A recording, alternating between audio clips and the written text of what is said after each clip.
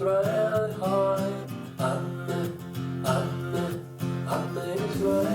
to the Shabbat Across AEPi. I'm going to give a little my history with Israel, and then we're going to have some other brothers talk about their history with Israel. And if you would like to come up here and talk, feel free. We have some brothers who volunteered, who were asked and volunteered. Brother, if you want to come up and talk, feel free after those brothers. So growing up, Israel was not really a topic brought up in my house. I knew it was there, and I knew that it was important to the Jewish people, and that it was like the homeland of the Jews.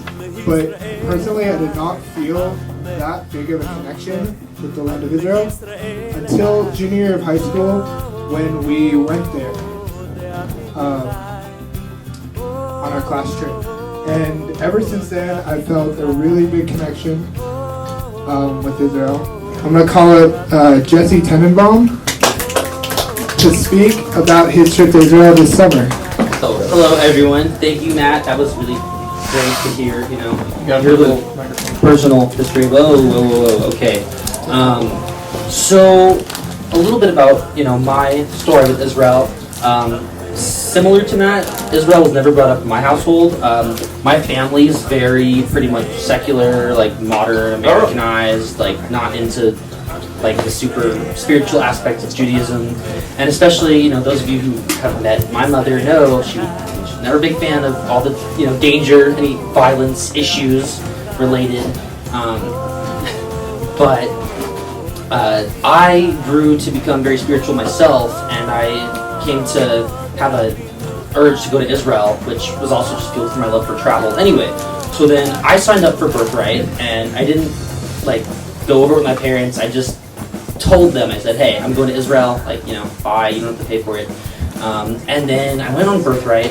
I didn't know anyone on my trip, and it was just the most amazing experience. I made incredible friends, and I really connected with, my Judaism and with Israel, and it was incredible. So that's kind of my story. Israel, I don't know, I just love the people and the food, and as I like to joke, not very many other places where I could be with a bunch of other short, dark, hairy people that look like me. So that was really awesome. And I don't know what else to say other than... Talk about your jellyfish car. Oh, yeah, okay, I don't want to show it to you now, but... Show it to us. No. Okay, so, when I was in Israel, we went to Tel Aviv, and we had a beach day, and that was, really cool. So I'm swimming in Tel Aviv at the beach, and then, I didn't feel anything in the water, but then leaving, my back, was, itchy or whatever, and then, in the hotel, I noticed, a few scratches that looked kind of strange on my lower back, and, I figured, oh, well, we went river rafting on the Jordan the other day, so maybe I had gotten scratched with tree branches or something, and then over the next few days, it swole up, and it just got really disgusting looking. So we were staying that night in the Bedouin tents in the desert. Alex was there, and they had a doctor come and look at me, and he was just like, that's a jellyfish. He was like, where were you yesterday? I was like, oh, we went swimming in Tel Aviv. He's like, yeah, it's a jellyfish. So, and he did warn me that I'd probably get sick, since the poison had been in my body for a few days and I hadn't treated it. So then the next day I did get very sick, and I actually spent my first night in Jerusalem in the emergency room. But an Israeli emergency room, that's an experience, I'll tell you. But it was still ended up being the most incredible trip of my life, and now I have a really gnarly looking scar on my back that's from the jellyfish sting because I didn't treat it, and well, that's just how it has to go. So at least I have a cool story behind it. Yeah, it's very manly. I could be like, yeah, I got stung by a jellyfish in the Mediterranean, no big deal or anything, I could say it's a Portuguese man-of-war and I almost died, even though that's not true. So, but aside from getting sick, it was amazing. I went to my first bar legally, in Haifa. We went out, and drinking age is 18 in Israel, which snaps to that, right? And yeah, so we went to our first bar in Haifa. I had 2 amazing, very expensive rum and cokes, and my birthright group, we went to the beach at Haifa, drunk at midnight, and I was doing yoga on the beach. I remember thinking how serene it was. I was totally, and just those 2 rum and cokes, if you know me, you know how I am. I was schnockered. So, and then we all went out to the bars at Ben Yehuda Street, and that is the place to party. And I couldn't drink because I had been in the emergency room the night before, so like, oh, no alcohol. But I sure did eat that night. There were amazing restaurants along Ben Yehuda Street. So anyhow, that's just my wisdom. Oh, and as I was talking earlier, since it is Shabbat, the whole trip in Israel, my tour guide was very, very spiritual, and he really emphasized Shabbat, teaching us about Shabbat. And we spent 2 Shabbats in Israel, the first one in Tiberias, and the second one in Jerusalem, and we went to the Kotel. And it just really made me appreciate Shabbat. So Shabbat makes me so happy. You can see I just light up and I talk about Israel, and I'm so happy to be here with all of you guys on Shabbat. Thank you, Jesse. Jesse's story actually reminded me of probably the most shocking and striking experience I had in Israel. It was actually Shabbat in Jerusalem, similar to Jesse, but instead of spending the night in the hospital room, in the emergency room, just walking around the street and seeing absolutely no one. No cars, no nothing. It was incredible. It was really striking, and I was not used to it at all. I was not expecting it. Everyone, my name is Derek Jones. Hi, Derek. For everyone that knows me. So, I went to Israel this summer. It was the greatest experience of my life, by far. And the most powerful experience that I had on the trip was definitely putting my hand up against the kotel and just picturing myself, picturing everyone else who has done that before me, putting my note in the wall. A lot of kids on the trip didn't take a lot of time to write their note and put it, write something significant. But I spent 15, 20 minutes writing a 2-page note about, everything that was going on in my life, what I hope for, what I wish for. And I strongly urge you guys to do the same when you guys do it, because who knows when we'll have an opportunity to do that again. The Kotel is such a spectacular place. The people that are there, the history that the Kotel brings to the Jewish people, it's just so surreal, and it's really humbling standing in front of it. So humbling, and standing before it with all the notes, thousands and thousands of notes in the wall. So that was probably my greatest experience, along with being there with my sister. I mean, that was cool. I had a great time. So if you haven't been to Israel, go to Israel. I was very lucky. I was able to go on a Nevada trip with a bunch of people I don't really know. I'm not from Nevada. I'm not originally from Las Vegas. I moved there. But I was able to go with my good friend Derek, my good friend Phil, Zach Alexander. And, growing up Jewish, you go into all the Sunday schools, go into all the Tuesday schools, going to the bar mitzvah training, everything after that. You hear these stories all the time about where you come from or what happened, and just like in history class is cool. You study about it, you learn about it, you do a test on it, but when you actually stand in the middle of this is where King David is, or this is the wall, or this is where the Maccabees stood, it's an unreal experience. It's an out-of-body experience. I'm able to look back at it now, and there were some troubles with our group along the way. I'm not going to say we're the best group, but what it really made me realize is coming from it just made me realize how many of us there are out there, and how important it is for me to stay Jewish. How important it is for me to not just say I'm Jewish, but to be Jewish. If I had to say, probably the most powerful thing for me was we went to Yad Vashem, which is the Holocaust Memorial. I grew up in Colorado Springs. There's not a bunch of Jews there. We had one Jewish girl in my class, my age, my entire time going there, between 6 and 7 of us. So that's but both my grandparents were Holocaust survivors, and no matter how hard it was growing up in a place where no one knew what Hanukkah was, no one knew what Rosh Hashanah was. They go, why are you doing Christmas? You play football. Why is your thing like that down there? Seeing everything from the Christian club, Christian team. After a while it gets to you, but I never got that excuse. I never got to say, why can't I be like one of them? Because my grandparents fought through it. My grandparents lived through something like that. They lost family members, so that I never got the chance to get that excuse, and I'm glad I never. Standing Yad Vashem, I was crying my eyes out because Every picture I was looking for him. I was looking for family. I was looking for brothers. To me, it was magical. There was so many people there with such connection to that event that even today, in now's world, no matter how big this event has been, no matter how many people know about the dangers of the Holocaust or this or that, I've never seen that many reactions, that many people crying, that many people so together in one spot.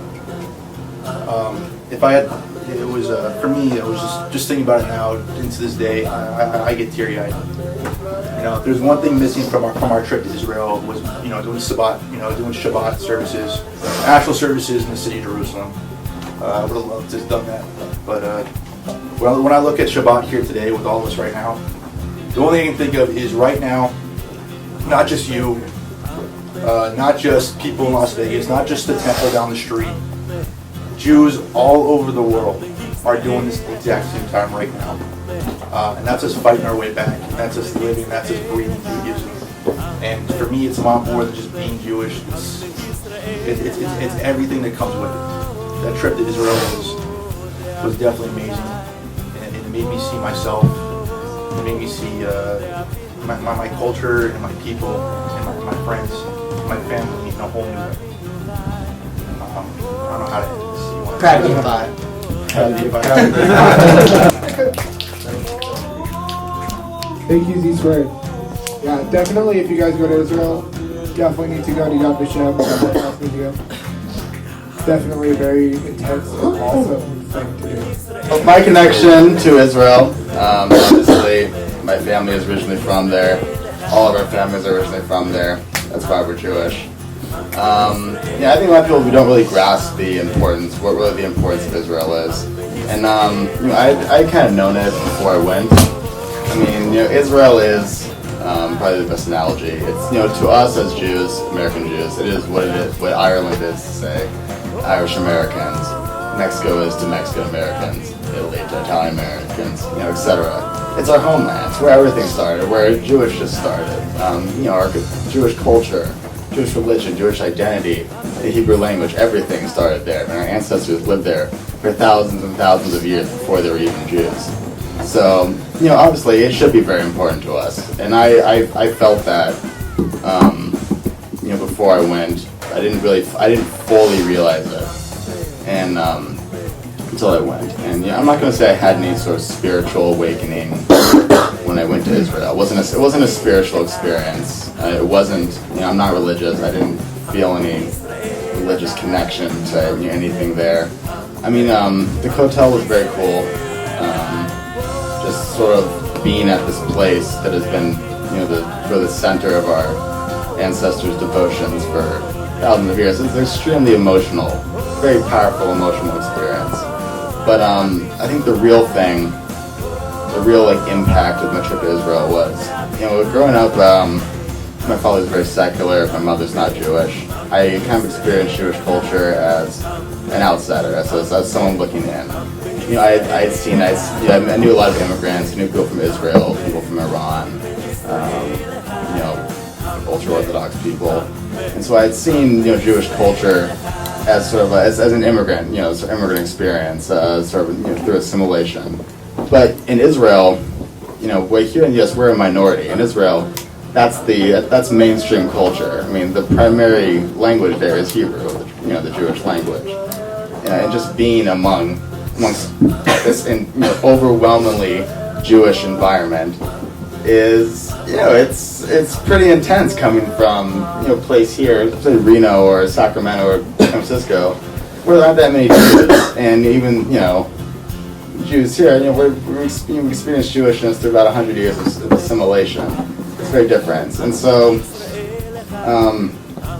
just being in Israel, it was just a very intense cultural experience. And I felt like I really got in touch with, my ancestry and my cultural background, and something I felt like, and probably for many of us, we have been kind of robbed of in living here in the United States. And so, if you haven't been to Israel, if you're curious about your roots, if you're curious about what it means to be Jewish, what traditionally means, what it looks like. Go to Israel. It's a great experience, and you know it's a free trip. So take advantage of it, guys. And then proud to be a Pi on Yisrael Chai. Alright, so I had my bar mitzvah in Israel. That was really fun. It's up a jellyfish like this. And then some Israeli guy started screaming. He was like, and I was like, okay, so then I just carried it too short. Alright, so a lot of the people in here, when they went to Israel, they went on birthright. I have not been on birthright yet. When I was a sophomore in high school, right before my junior year started, the summer before my junior year, I went on a trip to Israel with my summer camp, which is a Jewish summer camp located in Brookline, New Hampshire. I'd been going there for 9 years, and on the 10th year, when you became a counselor in training, they sent you on a trip to Israel for 5.5 weeks. So when I was in Israel, we started, well obviously we flew in to Ben Gurion, and then we started in Jerusalem for a month, and I mean it was just incredible. It was an enormous cultural shock, although in some way it felt like I was living in a like Southwest Asian, like North African, Middle East version of California. That's what it felt like to be honest. Like everywhere I went, it was just, it's very like Western for a Middle Eastern country. That was interesting.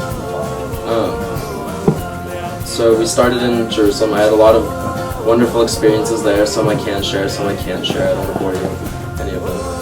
And then, yeah, after that we traveled up and down the country, Tel Aviv, Haifa, Svat. Svat was a pretty interesting experience. And then for a weekend I stayed with my family in Beersheba. But I know Israel, if you haven't gone to Israel yet, you should definitely take advantage of your birthright opportunity, because yeah, that was a wonderful experience. I can't stand up and talk enough about Israel because I would take up too much of your time. So yeah, go to Israel. Thank you everyone who spoke. Yeah. This is great. It's great to hear all your stories and how It's your choice. there all seems to be one theme that everyone loves Israel. So that's great. So one more thing we're gonna do. Probably one of my, it's very short, but probably one of my most favorite prayers that Jews do. It's just thanking God or whoever, whatever you believe in, for being here. So we're gonna do the Shiachianu. Please join along. Baruch atah Adonai Eloheinu melech haolam she'ehyanu v'hiyanu b'zman hazeh. And with that, I'm gonna go grab dessert. Yeah! You know, all of you, or a bunch of you saw me kicking it yesterday, and you guys are badgering me the entire time. I want to see someone really quick. Oh, Derek has something to say real quick. Alright. So, guys, could you guys put your hands together for Matt Levin? He did an amazing job. Thank you, Matt. Yes. Matt.